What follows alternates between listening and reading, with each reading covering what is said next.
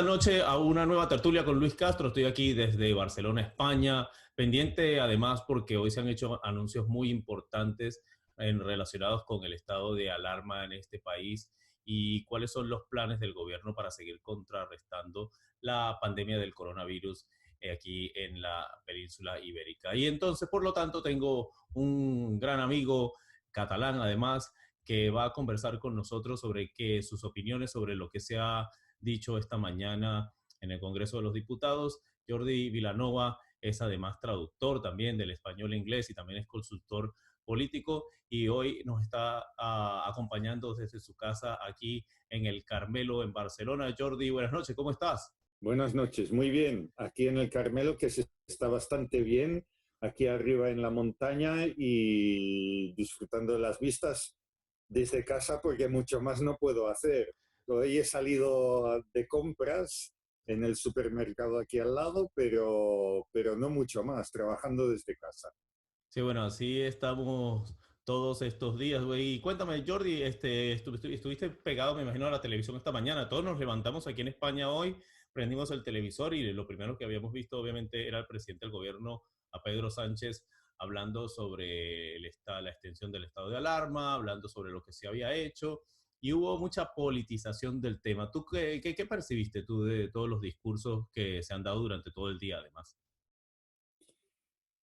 Realmente no entiendo muy bien lo que está pasando porque hasta ahora el Partido Popular, Ciudadanos, habían hecho como un intento de hacer una oposición razonable en tiempo de crisis para ayudar al pueblo en general a sacar toda la temática del confinamiento y de las soluciones económicas adelante.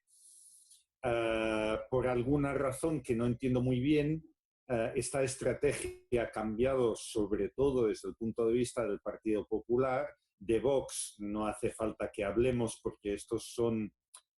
No entiendo muy bien qué estrategia política quieren desarrollar, pero desde el punto de vista de Ciudadanos, ese no ha cambiado demasiado, ha sido bastante razonado y razonable, al menos desde el punto de vista del escenario político español. Quieren cambiar su imagen, creo, que han tenido anteriormente de ser hipercríticos a ser una fuerza política más a tono de una democracia occidental. Y Bueno, por lo tanto, de hecho, por ahí se ha discutido mucho en algunos medios, en algunas discusiones de opinión, además, que Ciudadanos está como apuntándole a juntarse al gobierno, a ser solidario con el gobierno, como que una especie de un giro, no digamos completo hacia la izquierda de Inés Arrimadas, pero como que sí están buscando separarse, sobre todo del radicalismo que ofrecen tanto el PP en algunas ocasiones y sobre todo Vox. bien, yo creo que se han dado cuenta en Ciudadanos de que solo han ido perdiendo posiciones constantemente y muy radicalmente últimamente con la estrategia que han utilizado hasta el momento.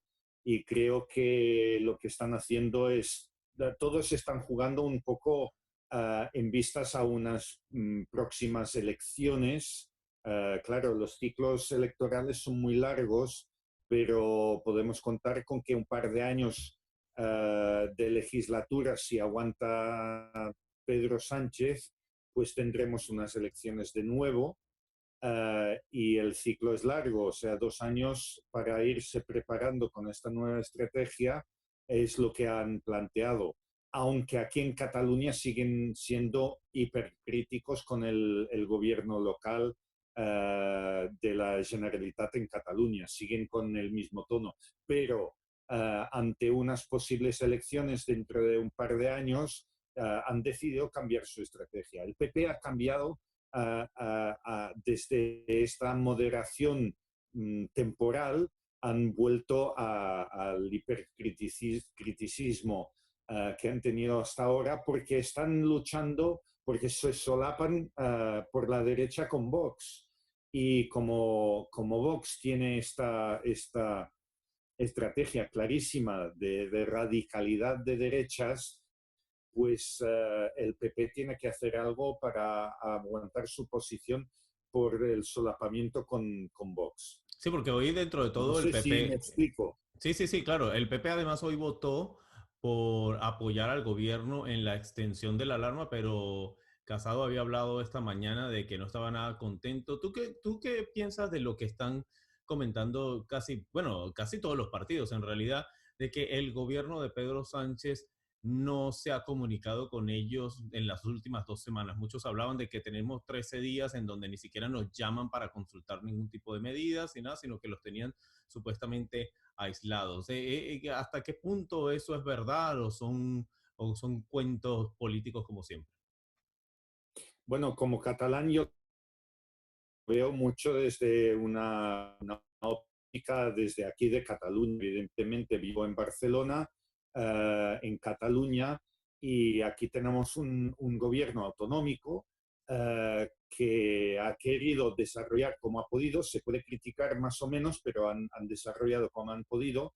Y la crítica desde aquí es que la centralización del poder que ha dado y que ha practicado el gobierno español con la declaración del estado de alarma ha sido muy centralizador. Creo que esta es la actitud que ha tomado el gobierno en general, no solo con las autonomías, que ha habido críticas desde autonomías, desde las Baleares, que está gobernado también por un partido socialista, desde Castilla-La Mancha, que está gobernado por el PP, y en Cataluña, que está gobernado por una coalición entre centro derecha y socialdemócratas de Esquerra Republicana, pues no ha habido un entendimiento, una voluntad, al menos desde estos partidos, incluso digo desde un gobierno socialista en Baleares, de que se ha estado tratando de abrir las puertas a una colaboración con las autonomías, y evidentemente esta es la opinión de los partidos centrales en España también. Es decir, que el gobierno central ha querido tomar totalmente las riendas sin contar con los otros actores políticos que hay en el Estado español.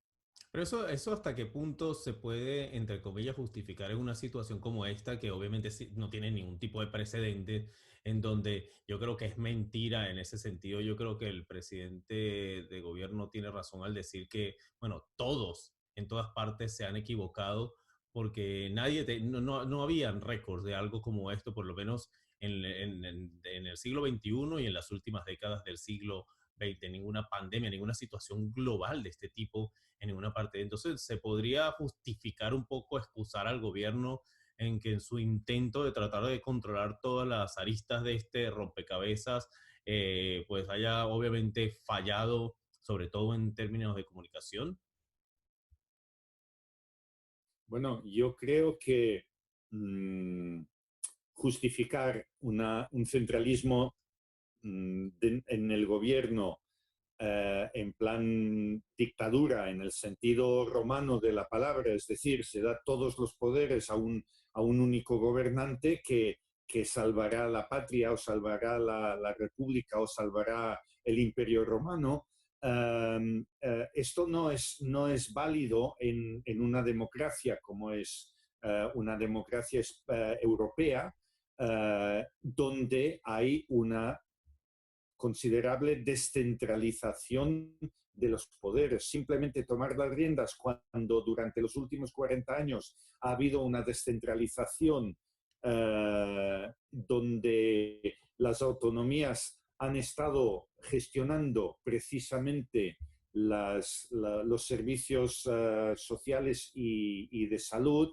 Es un error no contar con ellos cuando tomas las riendas, porque desconoces, o sea, por muy ministerio de salud que seas, cuando hace 40 años que el Ministerio de Salud realmente no ha estado gestionando los servicios de salud, es una locura no contar con los gestores, con la gestión que ha habido descentralizada para tomar decisiones que va a afectar a esos servicios de salud y evidentemente los servicios sociales, porque esto tiene una incidencia social extraordinaria también y la que va a haber.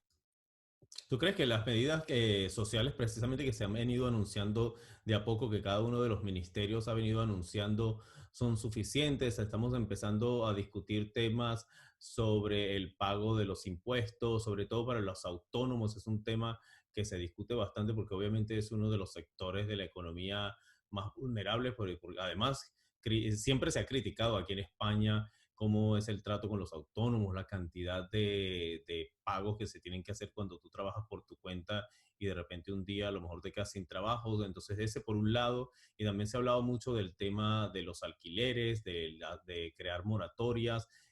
¿Tú cómo ves estas medidas que se han venido anunciando de a poco y que también, entre comillas, yo quería decir que, por lo menos en mi percepción, España está perdiendo mucho tiempo a veces, como el día de hoy, en mucha discusión política y política, que tú, que yo, que tú dijiste, que yo dijimos, que el partido tal, que yo me posiciono tal cosa, o la posición de Vox en que hasta pidió la renuncia del Pedro Sánchez y de Pablo Iglesias, y en vez de darle soluciones a la gente puntuales, cosas puntuales que la gente entienda, porque yo te puedo apostar que la mayoría de las personas que estaban en casa están hoy más confundidos que ayer en cómo se van a beneficiar o cómo los van a ayudar. Bueno, personalmente yo soy parte interesada porque yo soy autónomo. Y mi pareja también es autónoma, o sea que yo, teniendo el trabajo que tengo, puedo seguir trabajando, pero mi pareja no. Y por lo tanto, esto es una cuestión que nos afecta muchísimo desde el punto de vista de los autónomos. Um, yo creo que habrá que replantear todo el sistema del sector privado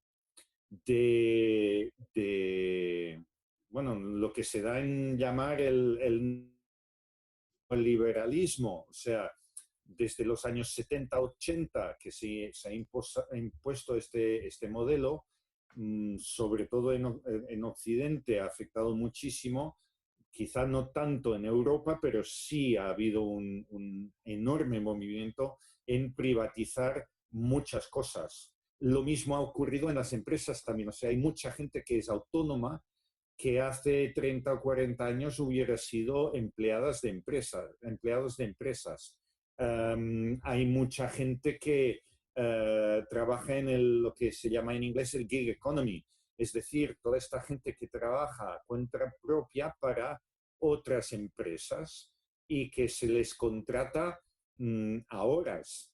Estos evidentemente se consideran autónomos, pero deberían ser empleados de empresas.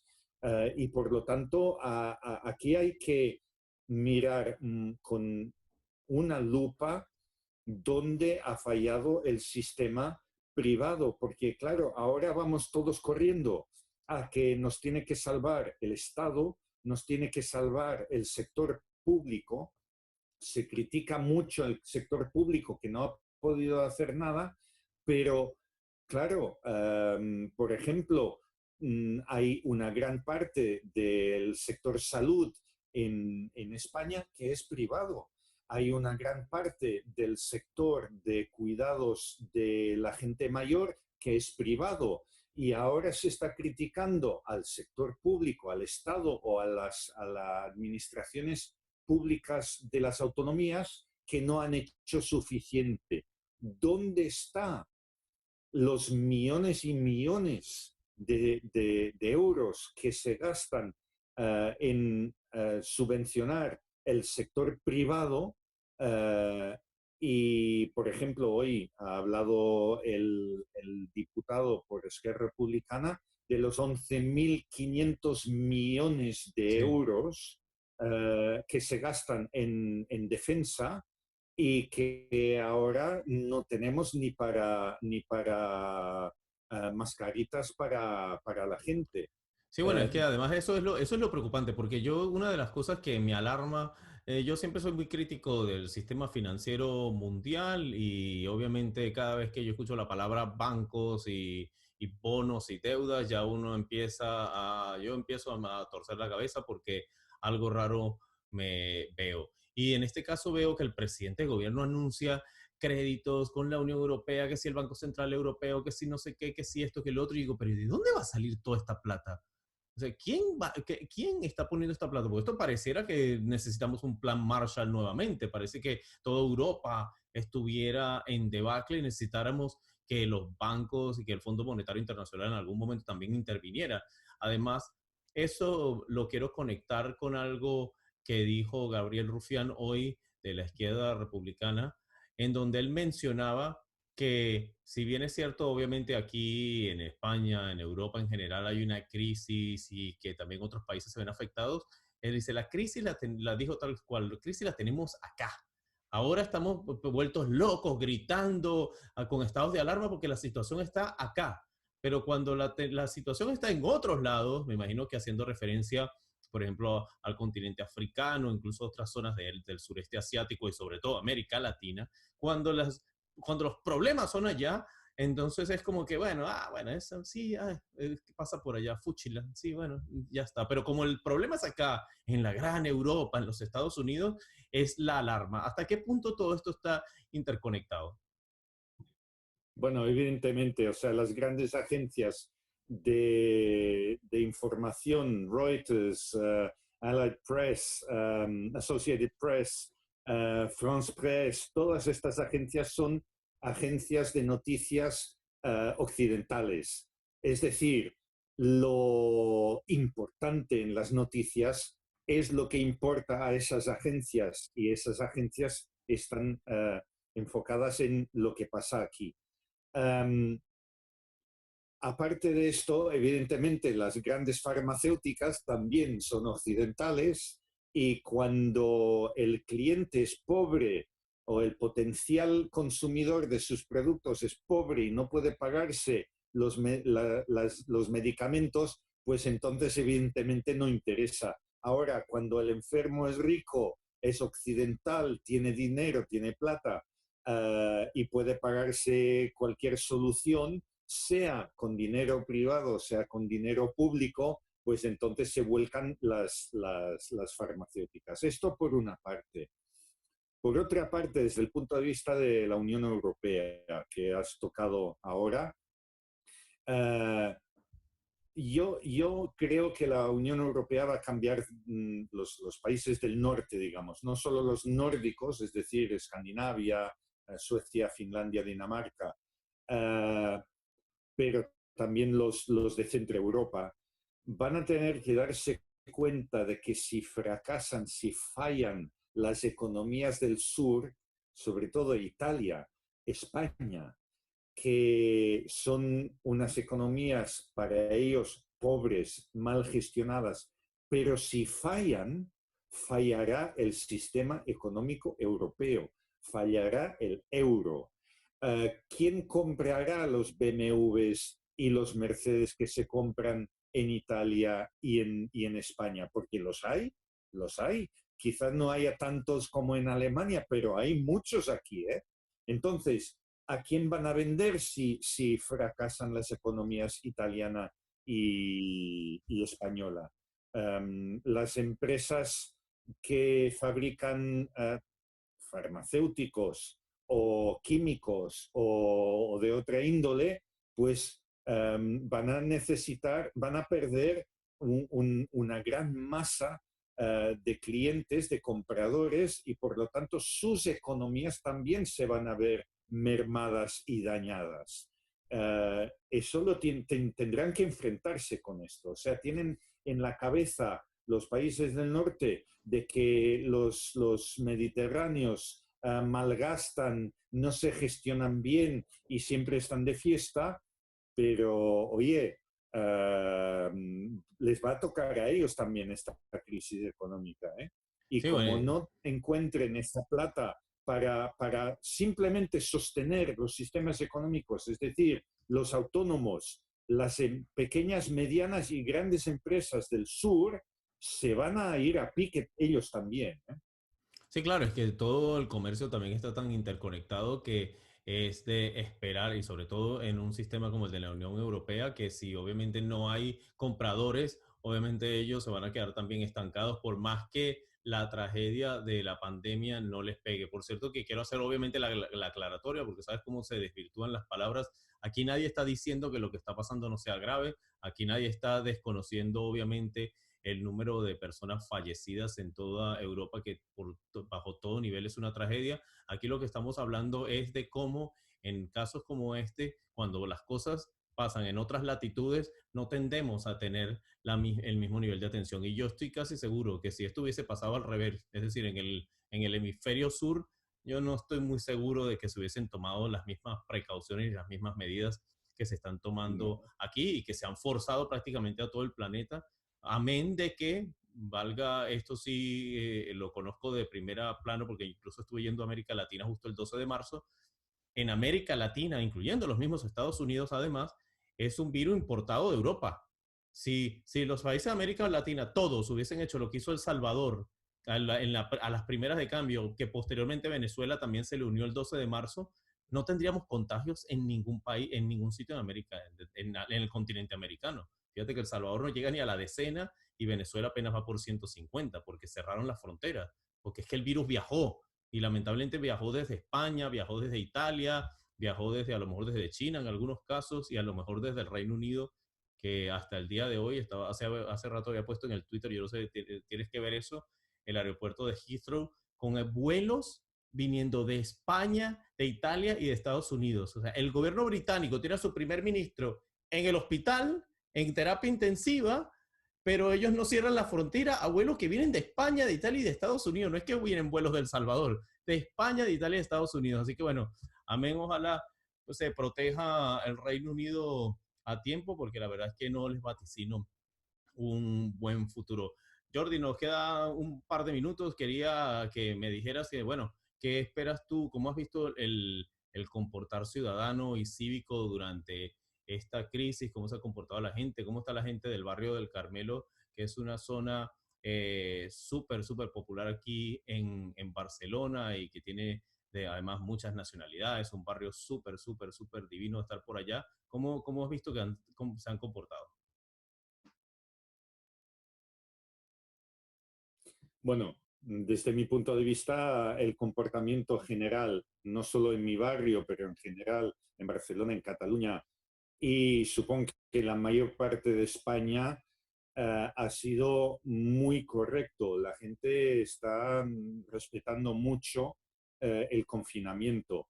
Evidentemente hay gente que es insensata, incívica, que no respetan, pero la mayor parte de la gente de aquí están respetando muchísimo. Y en mi barrio, mi parte del Carmelo, eh, hay una pequeña agrupación de vecinos en mi calle que nos hemos unido para mirar de ayudar a las personas de aquí. Ha habido unas cuantas de las personas de esta agrupación que han estado cosiendo mascarillas para regalar a organizaciones o a personas del barrio.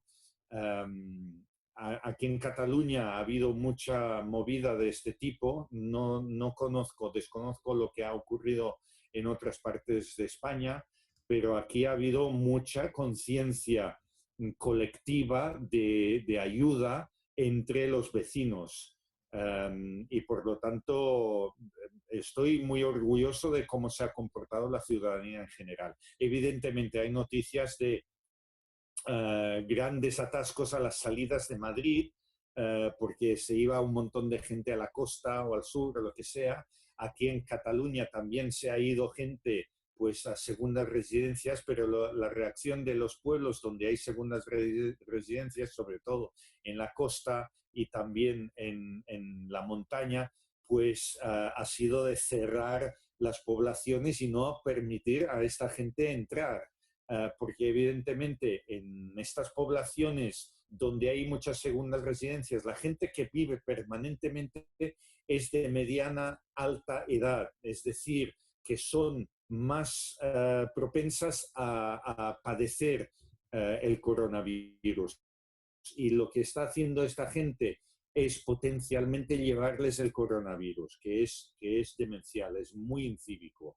Sí, claro, que además que Cataluña en general está rankeada segunda, bueno, muy por detrás de Madrid, obviamente en nivel de contagio, pero sigue siendo la segunda región de España con el mayor número de contagios. Jordi, te agradezco Sí. muchísimo que te hayas tomado un ratico hoy para venir aquí Aunque a... hay una cosa, Dime, La dime. Rioja es la que mayor cantidad de casos tiene respecto a la A la población. O población, sí, sea, sí, sí. pues casos por 100.000 es mucho mayor. Por lo tanto, hay que mirar un poco las estadísticas. Ya sabes que a veces son un Sí, poco sí. falsas. Bueno, igual Pero aquí, bueno, sí, sí, sí. aquí en Cataluña también hubo incluso poblaciones muy puntuales, como el caso de Igualada, que tenía, que creo que registra, si no me equivoco, 207 muertos en esa pequeña Terrible, población. Es una cosa terrible. Entonces, claro, pero claro, entra dentro del terrible. cúmulo de Cataluña y entonces, claro, Sí, los números se van elevando. Pero bueno, al final números van, números vienen. Al final esto es una tragedia que golpea a todo el mundo por igual y aquí todo el mundo son tanto españoles como residentes de España y de ciudadanos de todas partes del mundo los que están sufriendo esta pandemia. Jordi, te agradezco un montón que te hayas acercado ahí para conversar conmigo esta noche. Además que, bueno, como prometimos, cuando termine esta situación, esperemos que nos podamos por ahí a subir por allá al búnker a tomar unos traguitos ahí disfrutando de las bellezas de las vistas de Barcelona desde ese lado de la montaña, que por cierto se ve muy bien. estarás muy... Bueno, te agradezco muchísimo, Jordi, un millón de gracias. Este fue Jordi Vilanova, que estuvo aquí conversando sobre un poco sobre las medidas que se han tomado y sobre todo el aspecto político de los discursos de los líderes del gobierno esta mañana en el Congreso de los Diputados, en donde se estuvieron tomando decisiones para extender el estado de alarma por ahora hasta el 26 de abril, aunque el gobierno español, el presidente Sánchez, ya ha anunciado que va a pedir otra prórroga encima de esta. O sea que bueno, aquí hay cuarentena para rato en España hasta que esta situación se termine. Yo les agradezco muchísimo. Estén pendientes para mañana de una nueva tertulia con Luis Castro por aquí por Facebook Live.